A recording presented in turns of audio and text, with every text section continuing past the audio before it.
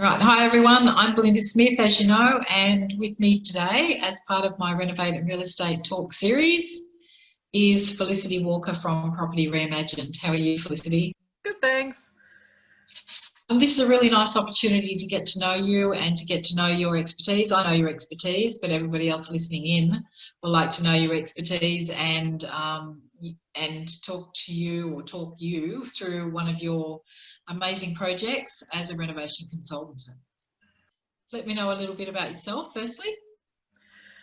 Well, I've been doing property for years.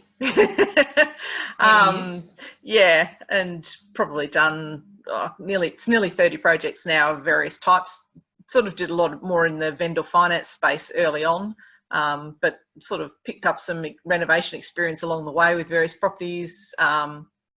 Was also owned a builder for my own place at one stage and have built the builder, so fairly wide experience. More recently done more in the reno flip and reno and subdivide space, and that's what we're talking about today, is a reno and subdivide. Yeah, is that a strategy that you've settled on and you really quite like?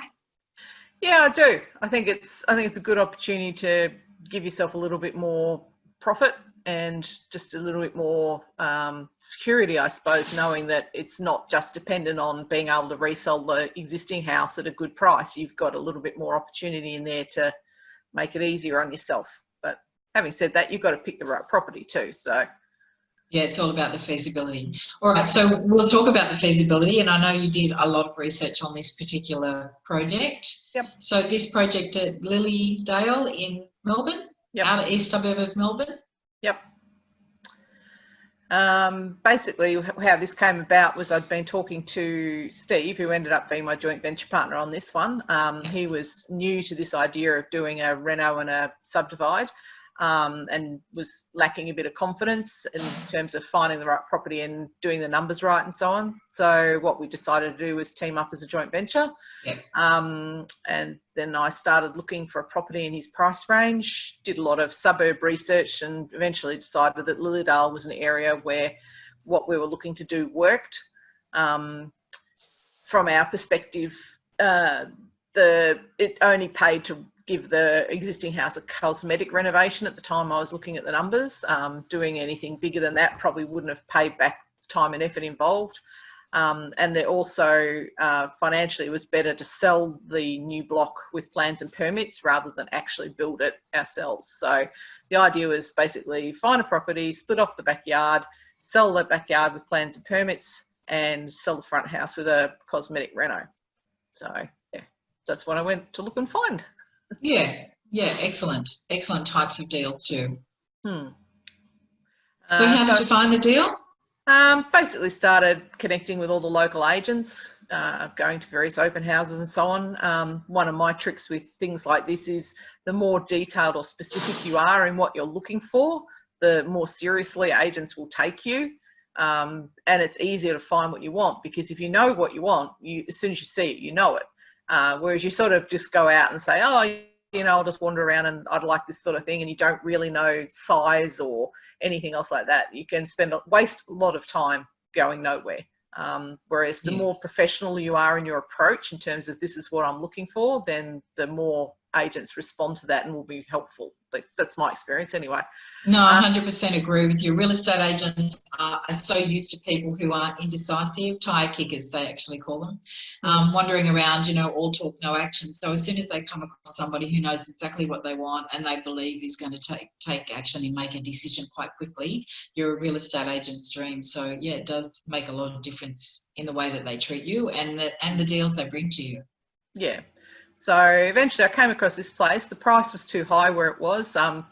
That actually was quite a funny conversation, because I'd been dealing with one agent in the office, but she was off the particular day that I went into the office, and I spoke to another guy, and he was doing the, oh, you know, if you pay this and then it's this to do this and and you'll have this much profit. And then I just looked him in the eye, go, and have you thought about stamp duty, and have you thought about GST on the new block, and have you thought about this and you thought about that?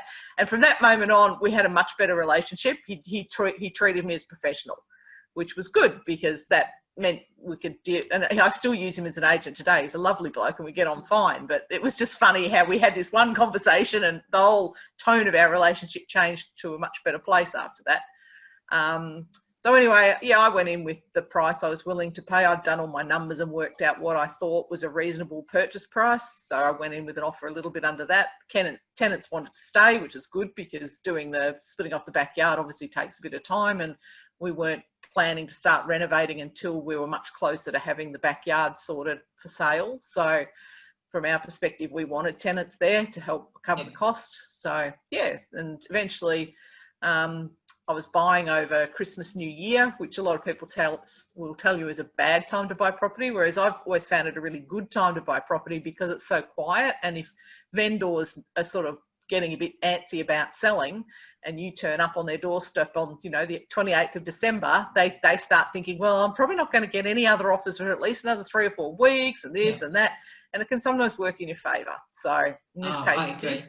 So yeah, so we got it much about, I think, 35,000 under what the original asking price was. So I was pretty happy with that. Excellent. It's all in the buy. Yeah.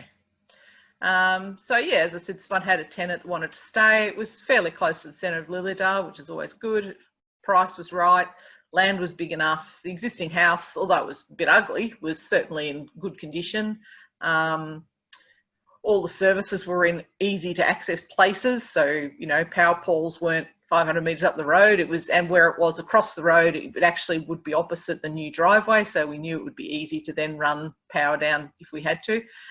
One of the things we wanted was to have the ability to the driveway to be wide enough that we wouldn't have to make it common property, because if that was the case, it's a lot cheaper to then separate the back block, because you don't have to do the driveway and the services and a whole lot of other stuff. Whereas if it's common property, that all has to be done up front as part of the subdivision. So yeah, I had a private town planner come out and take a look, and all our calculations said it should be fine. So we were like, okay, so we went ahead and made the offer, and yeah, the project began. So it was very exciting. Nice way to start the new year. That is very exciting, and checking with the town planner is exactly what you need to do before you go and commit to a deal. So it's brilliant. So you did a rainy day feasibility, and what do you mean by the word rainy day? Well, one thing I find is a lot of people do what's called a blue sky feasibility, whereas they sort of assume that everything's going to go their way, like the market's going to go up and this is going to be cheaper and this is going to be this, and they come out with numbers that look amazing, but when you actually poke them with a stick, you realise that they're full of hot air and, yeah, not actually going to stand up in the real world. I generally do what I consider an average feasibility, and then this is my rainy day, which is where I then take just that little bit more off everything. So I make it a little bit more expensive to buy and a little bit more expensive to subdivide and a little bit more to renovate and a little bit less to sell. And I just take a little bit off everything to see if I still come out with a number that's workable. And to me, by the time I'd done that, to still come out with 50K on a deal this size, it's like, okay, well, assuming a number of things just don't work out as well as we thought, then, you know, we should still make enough profit to make it worth doing. So, yeah, my real feasibility was a bit better than that. It was actually about 110. But, you know. I totally love that you've done a feasibility, a sensible feasibility, and not one, like exactly what you say. Some people just think everything's going to go rosy, and when you lose a little bit here or there, or the unexpected turns up, and you're in for an ugly surprise, and it's not what you want in a renovation. So no. Awesome. Awesome. And at that profit, worthwhile going ahead? Yeah, look, I mean, obviously we wanted to make more, but it was still worth it. So that's an aerial view of the property. You see the driveway going down the bottom there and the block at the back. There's actually the one at the back of it there where the 19.2 is, that's got a unit in their backyard as well. We didn't want to go 2-story, partially because of the overlooking potential, but also because, again, in that area, that people weren't looking for townhouses, they would rather have a unit, and also the cost of building is much cheaper, and because of the price range we were working in, it was better to be a cheaper build, because then the numbers worked. Whereas if we gone with a plan for a townhouse, it would have been too expensive to build it and would have been too hard to sell the back block off. So right. So what was the target demographic, do you think, for that back block? Basically a young couple. We did put on a 3-bedroom, 2-bathroom unit.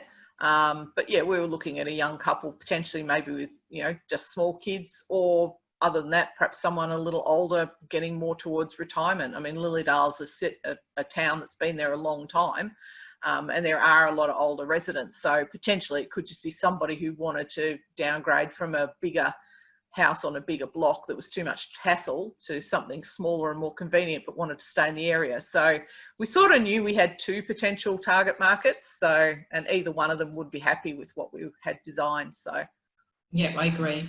The downsizers, and particularly when something is new and they think that they won't have, or they know that they won't have any maintenance issues. Young couples too, starting out, who are busy at work and don't have the time to spend on big yards. Perfect.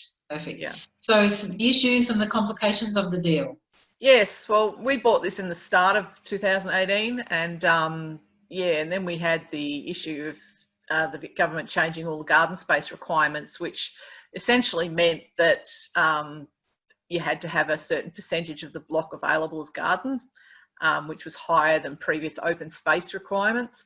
And the main issue with it wasn't necessarily the new requirements, it was just that they were vague. And for example, one of the questions was, well, does the new garden space requirement, do you apply it to the whole block when you're trying to subdivide, or does it have to apply individually to each of the new blocks when you subdivide? And nobody really knew how it was all going to work. It was all a bit grey, and that sort of, yeah, that caused problems.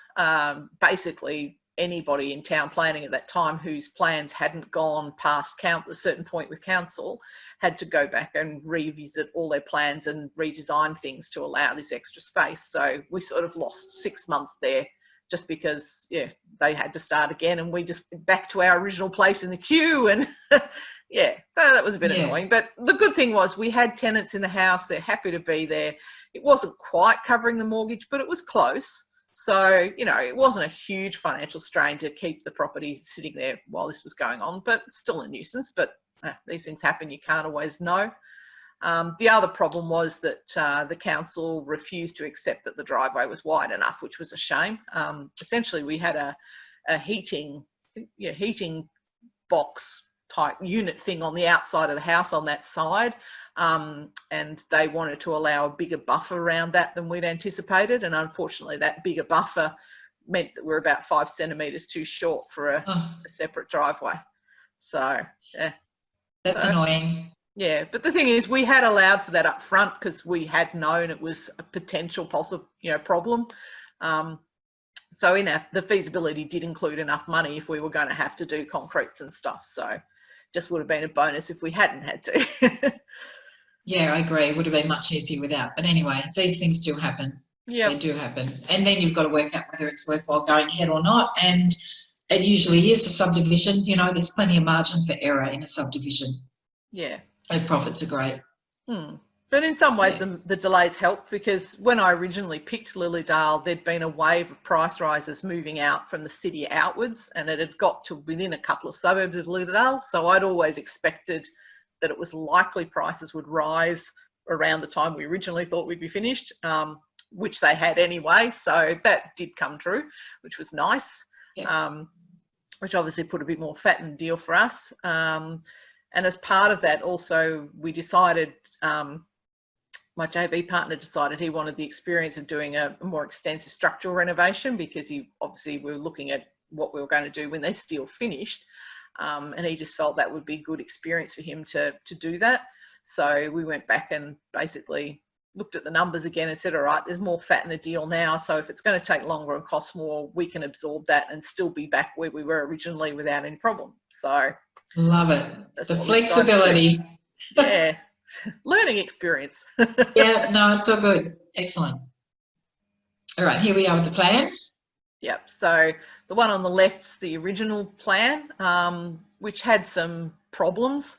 One of them's the bedroom for and Rumpus thing, where you can only get to the Rumpus room by going through the kitchen and laundry, which was terrible. So we decided we'd swap the two of those and put our French doors out to a garden area. So you can see the bedroom and the living room swapped, and we've closed off the laundry, so you can only access it through the kitchen. Another problem with the original house was the ensuite was virtually a cupboard. I mean, I know you can see it does have a toilet and a basin, but seriously, it was a cupboard. Yeah, that's it. So we decided that there was plenty of spare living space, particularly when we swapped those 2 back rooms around. So we ended up boxing in a new room or a new bathroom to match the bedroom 1, as it's technically an ensuite, although they've called it a bathroom on that plan. But and then what we did was we used the existing ensuite area and built further along and just put in a whole series of robes, so it had way better cupboard space. Because that is just tiny. But it also meant we had a little bit more, we could flip the doors on those cupboards over and have a little bit more space in the kitchen and laundry for cupboards too, so that worked well. But most of the rest of the house, I mean, apart from gutting the kitchen and stuff, the rest of the house we didn't do anything to that bottom bit with the existing bedrooms, just basically prettied them up. And so how did you come up with these design ideas? You and Steve together, or you both had some input? Oh yeah, that's how we tend to work. We bounce ideas around. I think I was wandering along and I was looking over at the kitchen wall and I said, you know, if you put a wall across here that was sort of about the same space as that, you could put a bathroom in there and that'd be much nicer than and it just sort of went from there. As I said, we knew we'd lose a little bit of that living space, but that living space was a bit awkward anyway. It had a canard in it, so you couldn't put anything on that side of the room, and it was just like, once we'd swapped the back bedroom and living room, which was something, I think the first thing we decided would be worth doing, it sort of made sense that we didn't need as much of that living space anymore. And it just worked better with the flow of the house and everything to change it all around. So it sort of basically, once we decided to do that, everything else just flowed on from there. So it does make a lot more sense, the new plan. That was good thinking. All right, so here's your feasibility for the take 2, your revised new plan. So the extra spend. So some of these figures are now actuals in terms of the purchase and what have you, but obviously the renovation cost went up substantially, and the subdivision cost went up because, as I said, we had to put in the driveway and services. So some of those things went up, but the sales prices had also risen quite a bit. So the profit even rainy day was looking much nicer at this point in time. So I think we'd allowed about 6 months to do it. So that was it on stage 2. And, you know, it's a lot of people bypass the fact about, you know, judging their renovation and the type of renovation according to what the market is doing. And I think it was a really smart thing that you looked at what the market was doing and worked out that you could spend some extra time, that it was actually going to work in your favour with that extra time because your holding costs were minimal because the tenants. It's a really clever thing to do. You know, and be prepared to change your mind, be a bit flexible, you know. It's great to go in with a plan where you know you're going to make your money, but to be flexible and change your mind, there's nothing wrong with doing that, particularly if the outcome's better. Sometimes we get very tunnel vision, you only think of one thing, and somebody else will say, oh, what about this? And you go, wow, I never thought of that myself. So excellent. And what you've done here, the before and afters, great job. It's exactly what you needed to do. The property looks modern, amazing, clean, fresh, fantastic.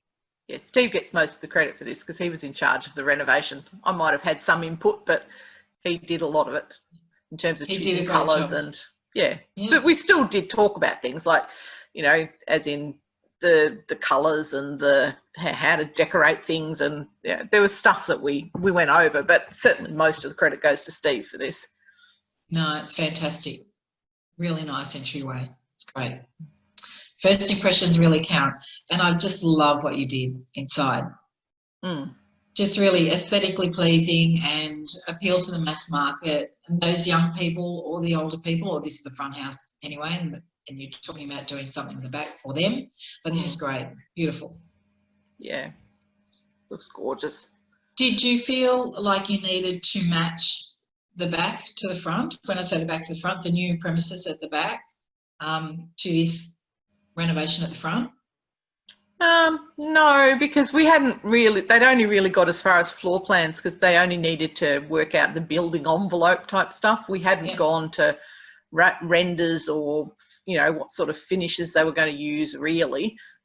So interiors, we have no idea what they would be likely to do. We just sort of went with the idea of, okay, well, we want it to look clean and modern and, you know, go with current colours and that sort of thing.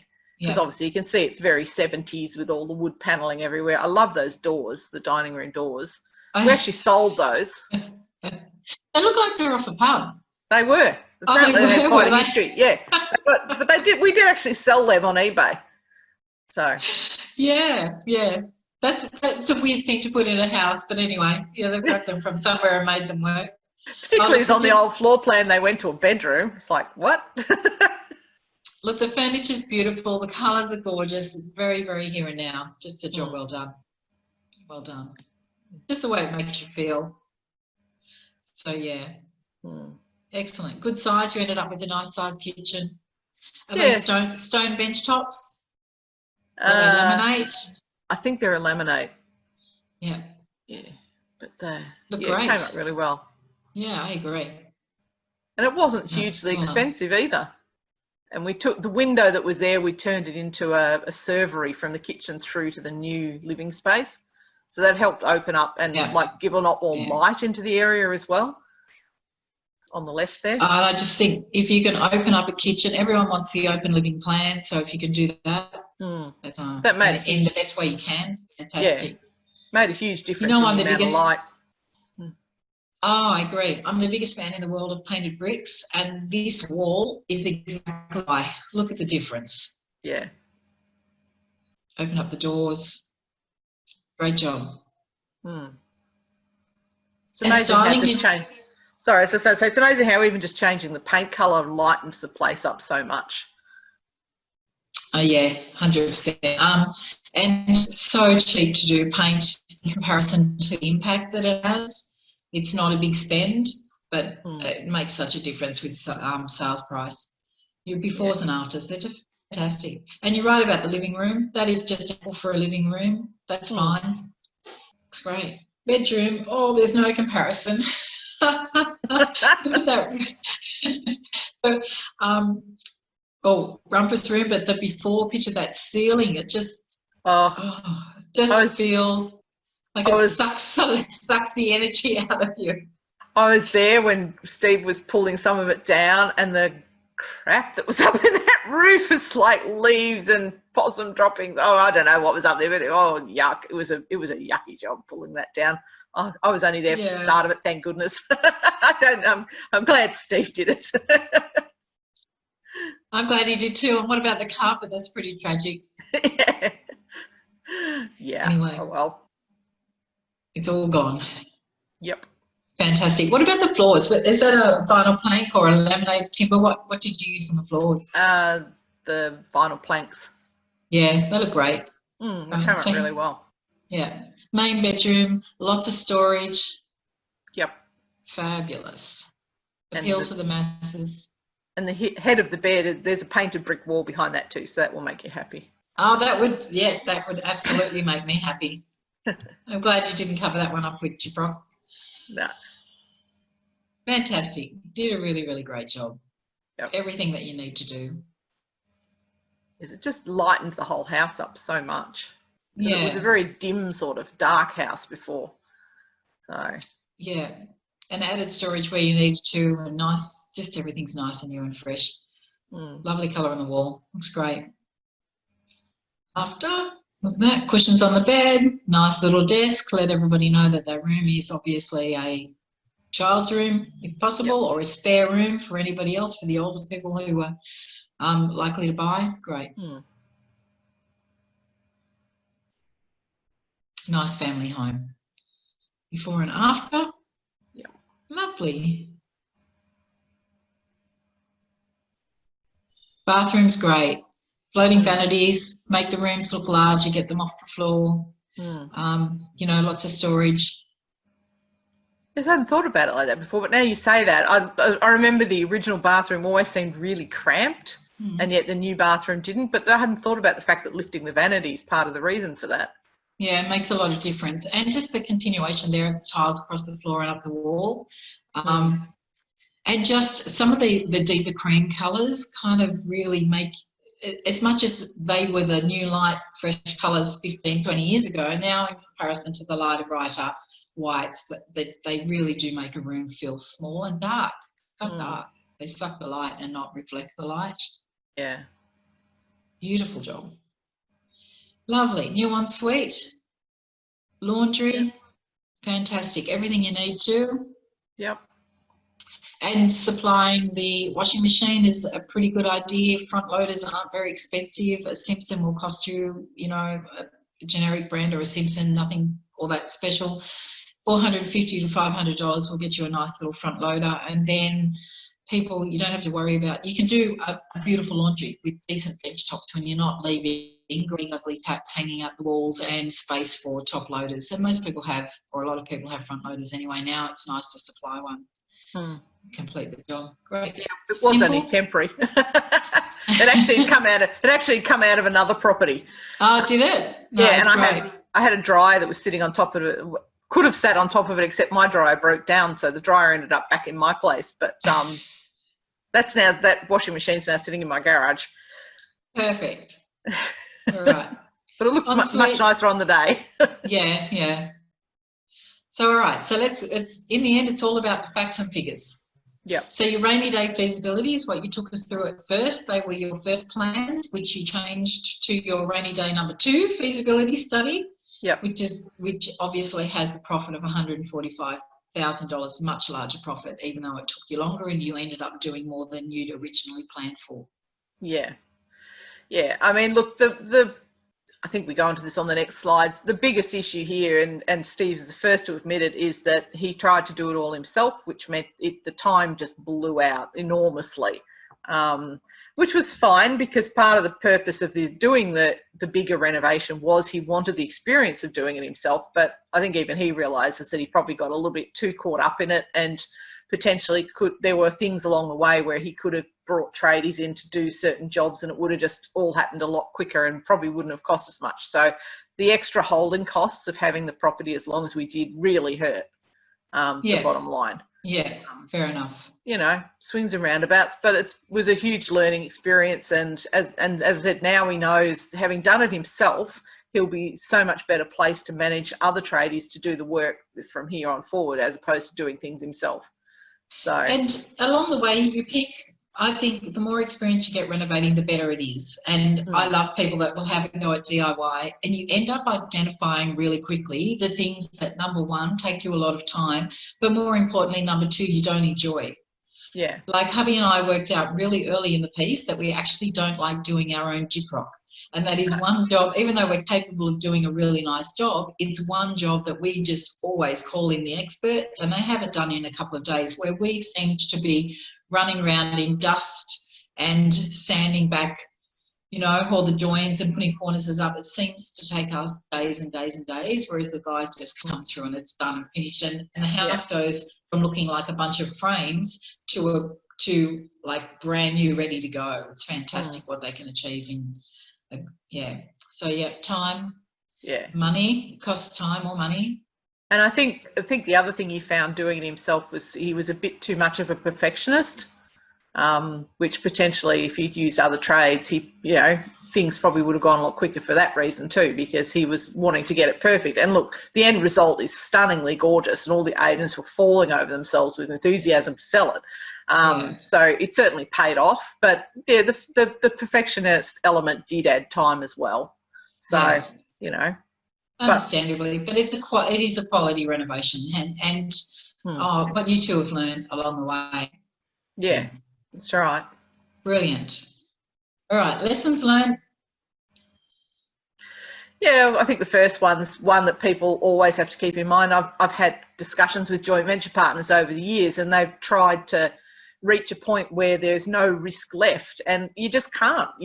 And you always have to go in, no matter how you can do enough preparation that there shouldn't be much risk left, but you can't be prepared for everything. And for us, the garden space requirement changes made a huge difference to our project. As I said, it blew the time frame out by 6 months. Now, we absorbed it and it wasn't a problem because of the type of deal and a whole lot of other reasons. But in another type of project, that could have been a real problem in terms of cost and holding the property longer and all the rest. But and we had no knowledge that was coming. So there are risks you can take. Was it calculated risks? And most property development or renovations are a calculated risk, because you can have a pretty good idea of what this is going to cost and what that's going to cost and how this is going to work. but there's always elements that you just can't be prepared for and you just can't know about, and you have to go in being comfortable with that. And look, if you're lucky, you'll have a deal when those sorts of things don't happen, and you won't have unexpected risks pop up and bite you in the bum. But, you know, I think you've got to be prepared for the fact that they might. Yeah, and some of those things there, time isn't always your friend. As I said, on the one hand, we benefited early on because the market went up, but then because we took so long, we lost money in holding costs. So, you know, swings and roundabouts. And that leads to the other one, which is thinking about whether you should do the work yourself. Certainly one of the things I've taken away from this deal is that having good JV partners, they're absolute gold when you find a good JV partner. I mean, Steve and I just worked so well together. And we didn't always agree about everything, but we always agreed that the important thing was the project. And so we'd find solutions that worked and that we were both happy with. And it's one of the reasons we've now teamed up to do Property Reimagined, because we did such a great job together as a team. We were really comfortable working together, and we both bring different skills to the table that we work well as a team. And yeah, so finding people like that is just gold if you can find someone who you can work with, because I've had other types of experiences with JV partners that haven't been quite as positive. So to find a good one is great, because in the end, a lot of it comes down to the more nitty gritty stuff of, you know, what order do I need my trades to turn up? And, you know, okay, that's not going to work for that cupboard. How do we get around that? What do we do? Should we change this? Should we maybe put that there? Would it be? And it's that ability to be flexible and solve problems is probably even more crucial than anything else. So yeah, and not to make it all seem so big, you know, just tackle one thing at a time. And I think, you know, it's a people business as well. Communication, problem solving, and you're right, there's information everywhere. Inspiration on Instagram, Pinterest, you get lost in Pinterest. Yeah. But, you know, one room at a time, 1 bit at a time, working out what to do, working through it, and keeping communication open with trades and not trying to sweat the small stuff along the way. Yeah. And you turn out a beautiful property. So you've got a real broad range of experience now. What do you think is your number one trait that makes you love renovating and good at it? I think it's that ability to look at a property or a room and just imagine what could be done with it, or how it could be better, or how it could be changed, or where you could take it. So I don't like the word vision as such. I call it more imagination, because I know I look at a floor plan and immediately my brain starts, okay, if you put a wall here, or you did this, or you shifted that, or you did this, or you, and immediately my brain's thinking, how can I make it flow better? How can I make it work better? How can I open up living spaces to the back deck and put a back deck out for al fresco, or, you know? And I think for me, that's a lot of what the appeal is. I love the challenge, I guess, of looking at a property and going, what can I do to make it better? How can I make it more livable, more home-like? You know, how can I, and if it's a development site, how can I help the owner make more money with it? Or, you know, I just like that side of it. It's like a little treasure hunt. Particularly when I'm sort of in that zone of looking for a property for a JV partner. It's like, it's almost like a treasure hunt, and you go out there and you're looking for the gold, and all of a sudden you look at a house and just go, bang, I've found it. And it's just, yeah, I find that really exciting. But I also really love the whole win-win philosophy in life. I've always operated that way. And to me, if I can find a way that I can win if I have a JV partner, they can win, the eventual buyer can win, the agents involved will win. And the more I do for everybody involved to come out with a positive experience and a property that's gained value and, you know, achieved the goals we were looking for, I love that. I get a real buzz out of that. So. Yeah, I think that's beautiful. And there is a win-win outcome for all, and there should be. And you know what? Being able to recognise potential in a property like you can, Felicity, that's a skill. And it's a skill that not a lot of people have, to be honest. And it's just, I don't know, when you've got it, you've got it. And it's an amazing advantage in the market, just to recognise the homes that you can really do something with, and to recognise the ones that are likely to turn the most profit straight up before you even start to do the feasibility studies. And some of that comes from experience too. I mean, I was joking with someone the other day about how many houses I've probably walked through in my life. You know, over this many years of properties, I've been in and out of so many open homes that, you know, things like I'll walk across a room and immediately tell you, oh yeah, you're going to need to re-stump this room, and things like that come from, as I said, going through hundreds of houses and stuff like that. And sometimes you can, yeah, you recognise in advance what the problems are going to be, whereas if you're new to it, that sometimes can be something that's a little harder to pick up. You don't walk around and see the skirtings. I mean, I go around and kick skirting boards, much to the annoyance of estate agents. I tap walls, tap, tap, tap, tap, tap. Yeah, you know, stuff like that. But it, you know, like I tend to walk around and I'm constantly looking up, and whereas most people are looking at this level at, you know, a house's styling look, and I find style houses really annoying in some ways. I mean, they look stunning, but to me it's like, you know, get all the furniture out of the way. I want to see the walls. I want to see what the paint job's like. I want to see if there's cracks that have been hidden by the, you know, the crappy paint job that they did at the last minute to try and make it look like the house is in good condition. And, you know, so it's funny because I walk around with a very different point of view, I suppose, to most people who walk around houses. So, but I think it helps. Yeah, you're an astute buyer with a definite purpose in mind when you're looking for property. Yeah, that's awesome. Thank you, Felicity. Thank you for joining me today. Fun. I know that everybody's going to find that true story, that real life reno. I know that they're going to find it interesting and valuable, and something that, you know, I love the way that you've been open in sharing the figures and what worked for you and what you do differently the next time. Yeah. So thank you. If somebody wanted to reach out to you, they can find you at Property Reimagined. Yes. Yep. And the website. Yep.